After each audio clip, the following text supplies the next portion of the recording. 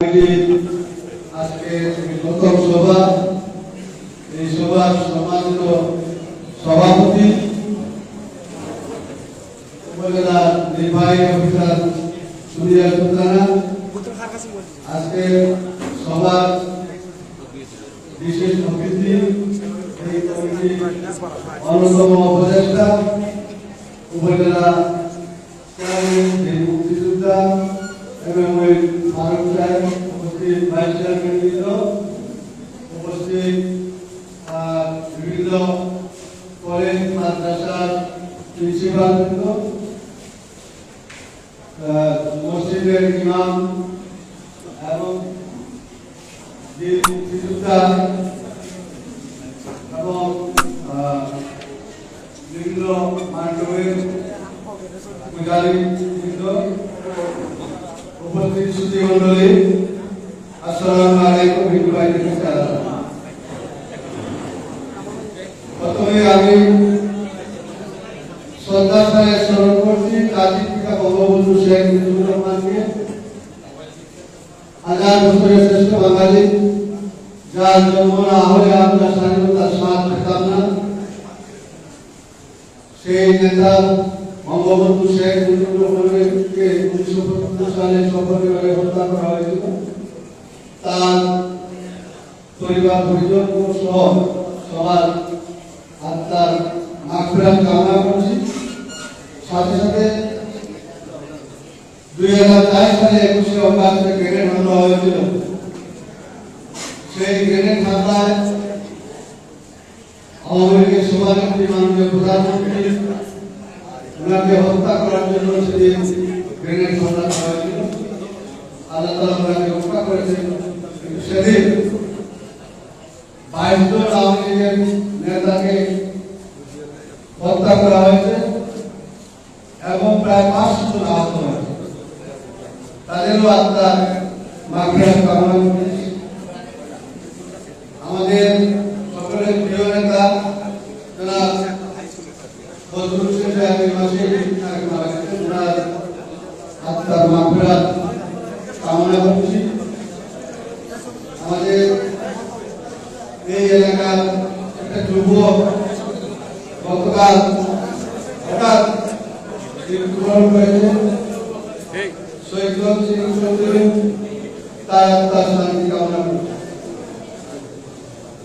তো এখানে ধর্মীয় সম্প্রীতি বা সামাজিক সম্প্রীতির ব্যাপারে আপনারা আলোচনা করেছেন। আমাদের এই গড়ি উপজেলা সামাজিক সম্প্রীতি বা ধর্মীয় সম্প্রীতি অত্যন্ত সুন্দর। আমরা আরো কিভাবে উন্নত করতে পারি সেজন্য আমাদেরকে চেষ্টা করতে হবে। এই সামাজিক সম্প্রীতি মানে শুধু ধর্মীয় সম্প্রীতি নয়, এর বাইরেও আমাদের সামাজিক সম্প্রীতি আছে। আমাদের বিভিন্ন জাতি গোষ্ঠী এলাকা দ্বন্দ্ব থাকে এবং আমাদের যুব সমাজ যারা বিপদগামী হয়ে যাচ্ছে, যারা কিশোর গ্যাং হয়ে গেছে, যারা ইয়াবা খায়, এই যে সামাজিক অবক্ষয়, এই সামাজিক অবক্ষয় থেকে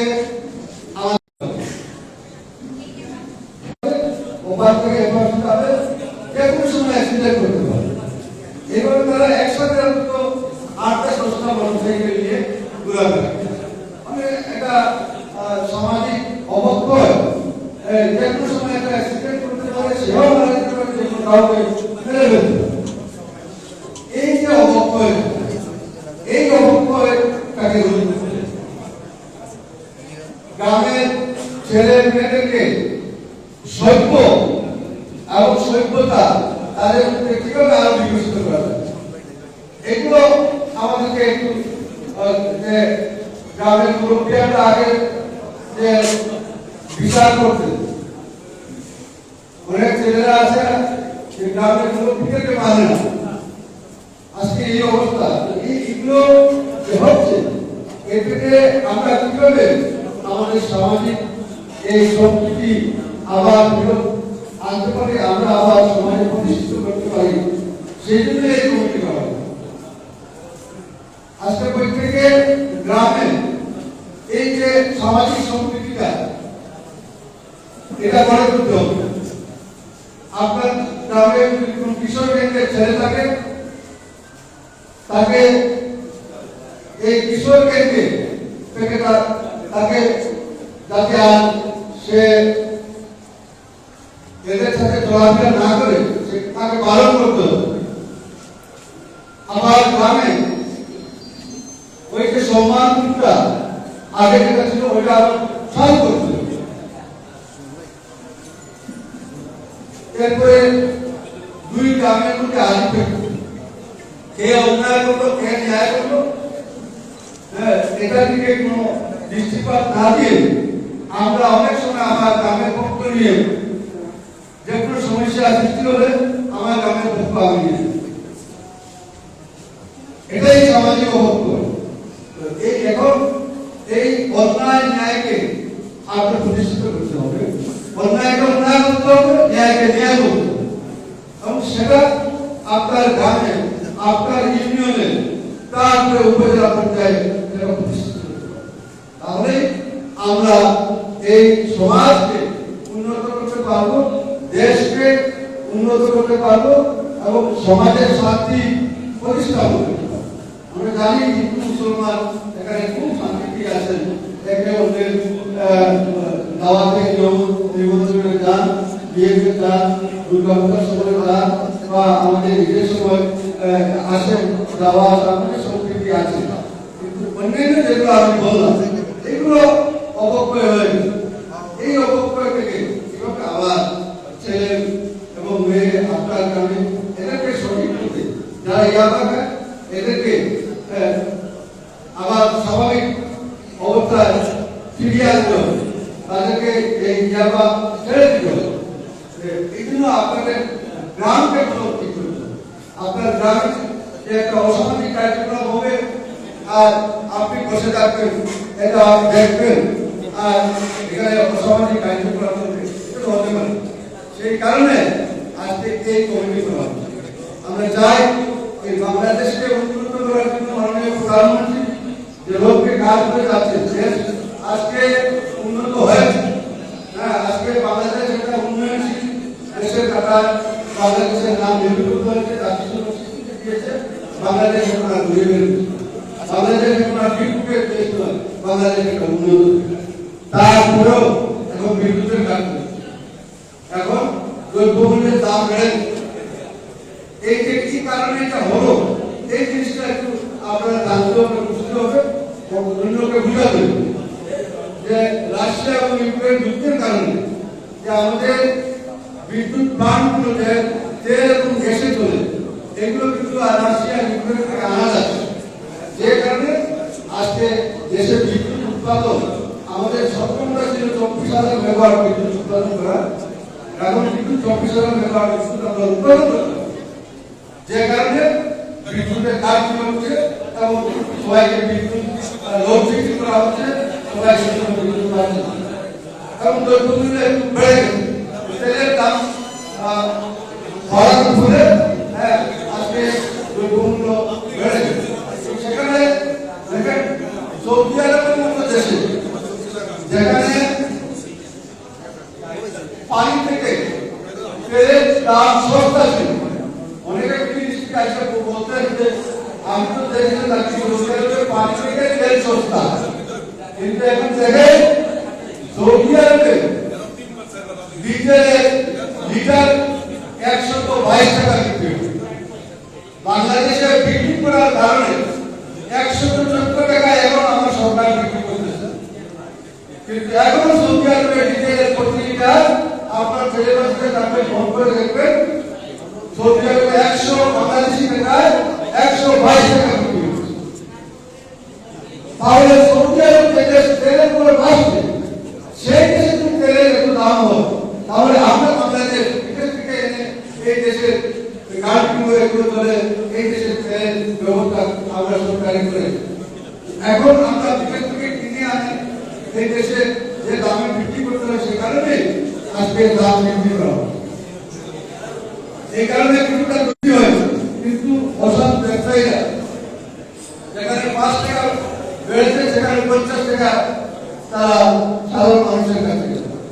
সেই কারণে আমরা অনুরোধ করবো ব্যবসায়ীরা, এই দুই বন্ধুরা সবাইকে, অন্তত আপনারা আপনার যে ন্যায্য যে লাভ সেটা করে একটা ডাইরেক্ট টেকনিক্যাল 5 টাকা পর্যন্ত আপনি লাভ করেন, সেখানে 50 টাকা লাভ করেন, তাহলে এটা তো লাভ না, এটা হবে গরিবের পকেট কেটে টাকানো সামিল হবে।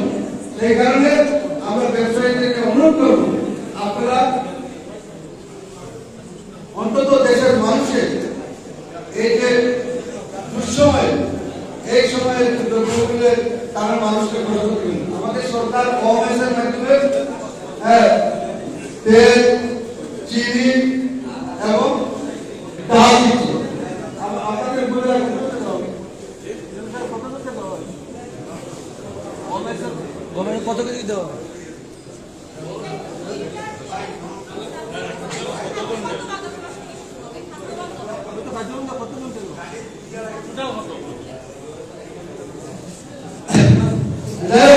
এটা প্রত্যেক ইউনিয়নের চেয়ারম্যান সাহেবের মাধ্যমে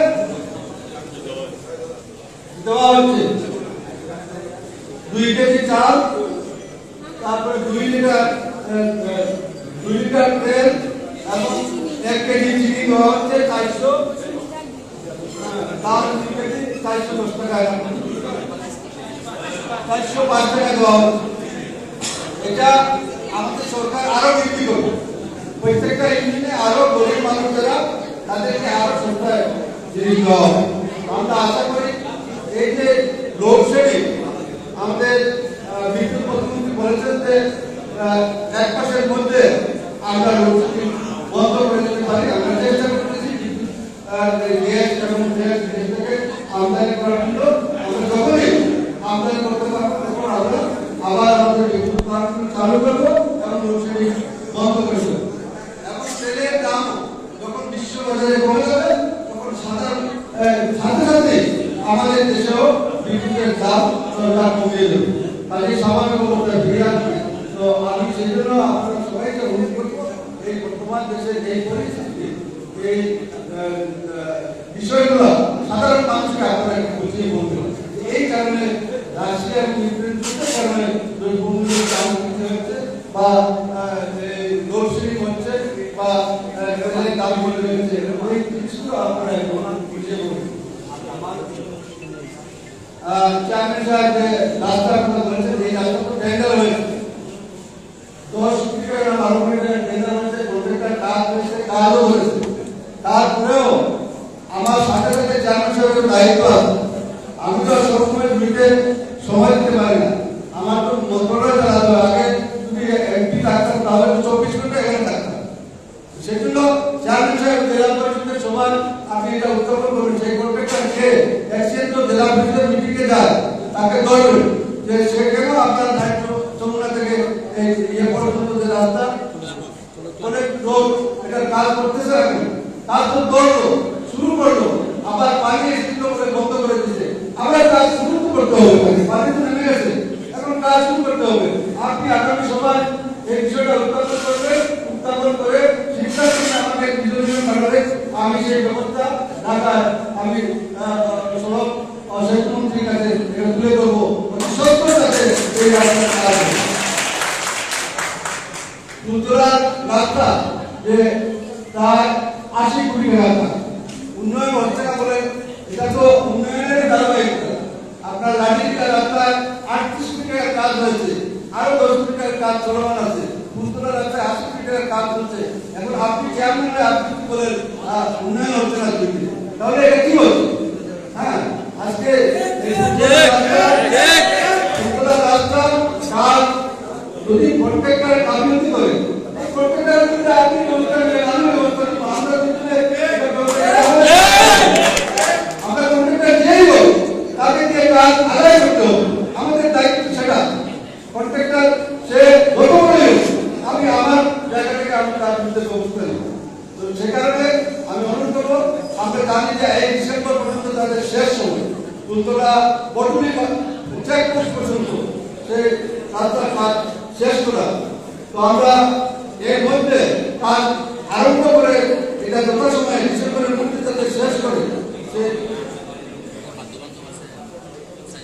তো আমরা এই কুলতলা বটুলি রাস্তার কাজ শেষ করার জন্য কন্ট্রাক্টরের উপরে আমরা চাপ সৃষ্টি করবো, ঊর্ধ্বতন কর্তৃপক্ষকে লিখবো এবং এই কাজ যাতে আগামী ডিসেম্বরের মধ্যে শেষ হয় সেই ব্যবস্থা আমরা নিব। আশা করি আরো কোনো কাজ এমন কিছু হয় না, বড়লেখায় তো এখনো মিনি স্টেডিয়াম হয় না। আপনি ব্যতিক্রমধর্মী কথা বলেছেন, এটা আমি বড়লেখা এবং ঘুরিতে বৈষম্য করি না। আমি যে কাজ করি ঘুরি বড়লেখার 10 ইউনিয়ন একটা পৌরসভায় যে কাজ দেয় ঘুরির 6 ইউনিয়নে সে 6 মহিলা কাজ। আমি বড়লেখা এখনো মিনি স্টেডিয়াম হয় না, কিন্তু আপনার এখানে মিনি স্টেডিয়ামের জায়গা সিলেক্ট হয়ে গেছে, বড়লেখা এখনো হয়নি। তো আমি আশা করি আপনার এখানে মসজিদের জায়গা নিয়ে এখানে করতে এখানে মামলা হয়ে যায়, ওইখানে করলে ওইখানে মামলা হয়ে যায়। তো কিভাবে করবে কন্ট্রাক্টর বা সরকার, কিভাবে করবে বা আমরা কিভাবে করবো? এখানে মামলা করে কাজ বন্ধ করে দিলে আমার মধ্যে উন্নয়ন হচ্ছে। আমরা অবশ্যই এখানে উন্নয়ন করতেছি, উন্নয়নমূলক কাজ চলমান আছে, কিন্তু যারা বাধা সৃষ্টি করতেছে তাদেরকে আপনারা একটু বুঝাতে হবে যে উন্নয়নের জন্য এখানে মসজিদ নির্মাণের জন্য এই যে প্রথম যে স্থানটা ঠিক করা হয়েছিল সেখানে তো মসজিদ এখন হয়ে যেত। আজকে সে মামলা করে সেই মসজিদের কাজ আজকে জায়গা আপনিও ঠিক করেছে, এটা দিয়েছে, তারপরেও কেন হচ্ছে না? আমরা চাই এখানে উন্নয়নমূলক কাজ ঘুরি বড়লেখা সহ সারা বাংলাদেশে এই সরকার আমাদের যে উন্নয়ন হয়েছে সেই উন্নয়ন কোথাও পুরো সরকার করতে পারে। আপনার যে খুশি হবেন আরো 100 কোটি টাকার প্রকল্প প্রত্যেক উপজেলা থেকে সরকার গ্রহণ করেছে। রাস্তাঘাট, এই গুলিতে 100 কোটি টাকার প্রকল্প এই ইঞ্জিনিয়ার মাধ্যমে গত মাসে আমরা সাবমিট করেছি। বড়লেখাও 100 কোটি টাকার কাজে আমরা সাবমিট করেছি। সবাই বড়লেখা গ্রুপে ওই বড়লেখা প্রায় 11টি পৌরসভা আর আমরা এখানে 6টি পৌরসভা। আমরা দৃষ্টি দুইয়ের থেকে আমরা বেশি দিই, যে কারণে বেশি যাই হোক এই বিদ্যালয়ের আরেকটা পয়লাঘাটের বিদ্যালয় কাজ শেষ হয়ে গেছে, কিন্তু আমরা আগামী মাসে করব। আর বিদ্যালয়ের ব্রিজের কাজ এখন কন্ট্রাক্টর কিছু করছে আর বাকি কাজ করে না, একটা কমপ্লিট হয়ে গেছে। তো আমরা বিদ্যালয়ের যে কন্ট্রাক্টর সেই কন্ট্রাক্টরকে আমরা ব্যবস্থা নিব এবং